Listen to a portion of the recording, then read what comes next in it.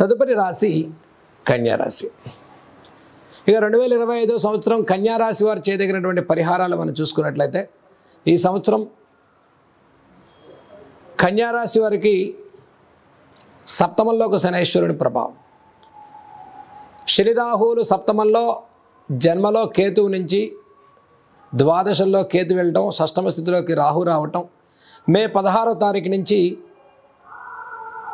గురువుగారు దశమ స్థితిలోకి రావటం, ఒక విధంగా ఇప్పటివరకు గురుబలంతో మంచిగా ముందుకెళ్ళేటువంటి కన్యారాశి వారికి షష్టమ రాహు ప్రభావం వల్ల ఆకస్మికంగా వచ్చేటువంటి ఇబ్బందులు తొలగిపోవటం, ఫైనాన్షియల్ డెవలప్మెంట్ బాగుండడం కోసం మీరు ఈ సంవత్సరం మొత్తంలో ముఖ్యంగా చేసుకోదగినటువంటి పరిహారాలు మనం చూసుకున్నట్లయితే, విశేషంగా గురుబలాన్ని పెంచుకునే పరిహారాలు కన్యారాశి వారు చేయండి. గురుబలం ఎలా పెరుగుతుంది? ప్రతి గురువారం కూడా విశేషంగా కన్యారాశి వారు దత్త పారాయణ చేయండి, గురు చరిత్ర పారాయణ చేయండి, దత్తాత్రేయుడి యొక్క నామాన్ని స్మరణ చేయండి. ఓం శ్రీ దత్త దిగంబరాయ నమః అనేటువంటి మంత్రాన్ని జపం చేసుకోవటం.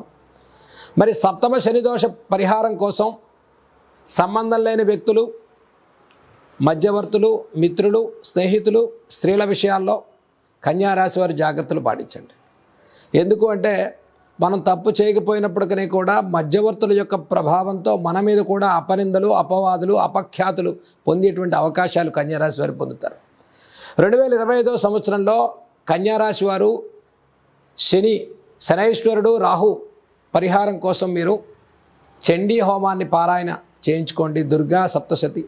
అలాగనే 3 నెలలకు ఒకసారి చండీ హోమాన్ని చేయించుకోండి, విశేష ఫలితాలు కలుగుతాయి. దుర్గా అమ్మవారిని చక్కగా పూజ చేసుకోండి, మంచి ఫలితాలు కలుగుతాయి. రాహుదోష నివారణ కోసం, శనైశ్వరుడు దోష నివారణ కోసం నల్ల నువ్వులు కేజీంపావు శనివారం రోజు దానం ఇవ్వండి. మినువులు ఆదివారం రోజు 1 కేజీంపావు దానం ఇవ్వండి.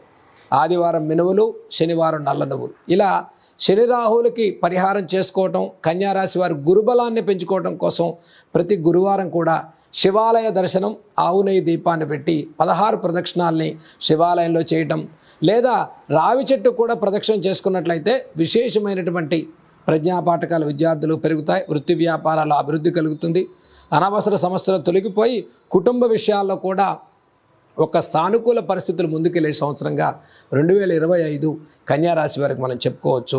విద్యార్థులు కానీ, వ్యాపారస్తులు కానీ అభివృద్ధి పదంలో ముందుకెళ్ళాలి అంటే కన్యారాశి వారు ముఖ్యంగా చక్కగా ఈ సంవత్సరం మొత్తం కూడా ఈ పరిహారాలు మీరు కంటిన్యూషన్ చేసుకున్నట్లయితే మంచి లాభాలు, మంచి అభివృద్ధి పొందే సంవత్సరంగా 2025 మనం చెప్పుకోవచ్చు.